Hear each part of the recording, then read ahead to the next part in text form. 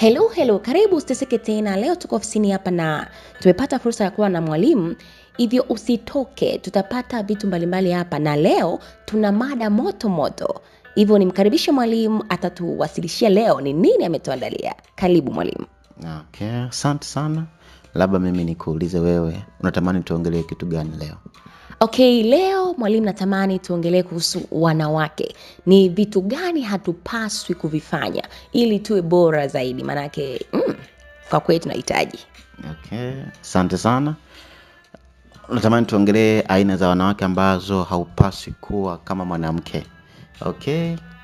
Labda nianze kwa kusema kwamba mwanamke sio sura, mwanamke sio umbo. Yes. Ni zaidi ya hivyo. Mwanamke ni tabia, Okay. mwanamke ni akili, mwanamke ni thamani. Kwa hiyo ukiwa mwanamke, angalia tabia zako, angalia akili yako na angalia ufahamu wako ulionao. Yes. Kwa hiyo mwanamke bora ni yule ambaye ana tabia njema, ana akili inayodadavua mambo katika uelekeo sahihi, lakini pia ana ufahamu wa kujua thamani yake. Najua wanawake wengi leo wanajikuta wanafanya mambo ambayo yanawaingiza kwenye matatizo au yanajengea mazingira ya changamoto zaidi, ni kwa sababu wanakuwa watu ambao hawakupaswa kuwa.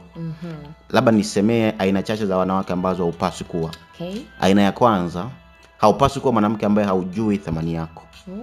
Unajua ukiwa mwanamke ambaye haujui thamani yako, utang'ang'ania kupenda mahali ambapo haukupaswa kung'ang'ania.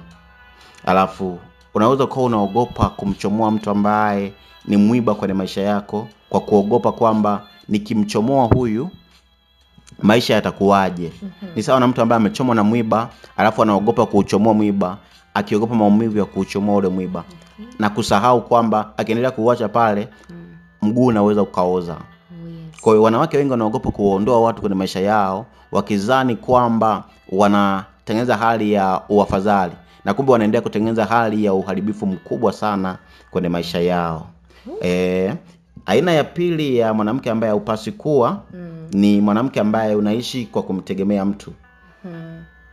Yaani umeyaweka maisha yako rehani kwa mtu, kiasi kwamba yeye ndiye anaamua furaha yako, anaamua ujisikiaje, anaamua maisha yako yawe na maana gani duniani. Amekuibia wajibu wako na wewe umekubali kuwa mtumwa wake. Kwa hiyo wanawake wengi wamekuwa watumwa kiasi kwamba hawaoni maana ya maisha akiwa nje ya huyo mtu. Hiyo ni aina mbaya sana ya mwanamke kuwa. Aina ya tatu ya mwanamke ambaye haupaswi kuwa ni yule mwanamke ambaye ananunua upendo. Huyu ni mwanamke ambaye anadhani kwamba nikimhudumia sana mwanaume, basi mwanaume atanipenda sana. Nikimvumilia sana huyu mwanaume, labda siku moja atakuja kubadilika. Na anaona kana kwamba akijishusha sana kwa mwanamume ambaye mwanaume huyo hazingatii viwango vyake, basi huyo mwanaume atamkubali. Lakini ukweli ni kwamba upendo wa kweli siku zote hauombwi. Yes, kweli. Upendo wa kweli haulazimishwi. Isipokuwa upendo wa kweli unazaliwa pale ambapo unajua thamani ya mtu mwingine. Ndio. Kwa huyo mtu ambaye unaijua thamani yake, naye akijua thamani yako, ndipo upendo unapokutana. Yes. Unapompenda mtu asiyekupenda, inakuwa ni ngumu upendo kukutana, kwa sababu upendo unakutana na nini? Na chuki. Okay. Sasa haupaswi kujishusha kwa mtu ambaye hajakubali kupiga magoti. Wow. Tulikuwa na mwalimu hapa. Nafikiri wanawake na hata wanaume mmesikia, itasaidia nyinyi kuelimisha dada zetu wanawake huko vitu vya kufanya ili tuwe bora zaidi. Sasa kama umejifunza kitu hapo, usiache kusema kitu katika comments hapo chini. Na kama unahitaji kujifunza zaidi, karibu upate vitabu vyetu. Tucheki WhatsApp kwa simu nambari 0755302668. Usikose hapa, wakati mwingine tutaandaa mada mbalimbali kwa ajili ya kutusogeza mbele. Bye, usiteseke tena.